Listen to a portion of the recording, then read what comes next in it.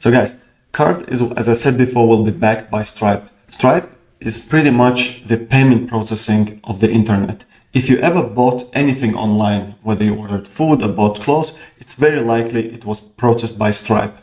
They are like a backstage heroes of the internet, processing all our payments. And Dhruv also partnered with Stripe, and we're just going to go ahead and connect our Stripe account now. I'm going to click that Connect Stripe button, and let's start our onboarding. It's just two-step onboarding. First one, they will create us an account, and then we'll have to complete the onboarding with Stripe. It's a step-by-step guided tour.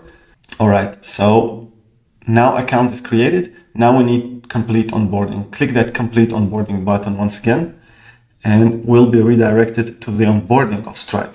One important thing, guys, maybe you have already used Stripe and you have a business account and you have a Stripe account. Use exactly the same email and hit continue, and it will automatically connect to your Dhruv account. But if you don't, just follow me. I'm gonna write my email, create your password. There are a few more steps with Stripe. I'm gonna speed it up here, but it's basically very simple questions about your business, about its structure, who is responsible for your business. I think it's fair from Stripe to ask those questions because they're gonna be transferring us real money that our customers pay to us.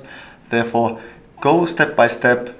Those are very basic questions. Where is your business located?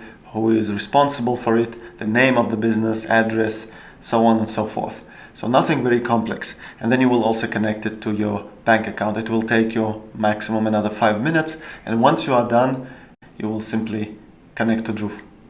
Guys, I completed all the steps from the onboarding process. Now I'm gonna go ahead and agree and submit to conditions.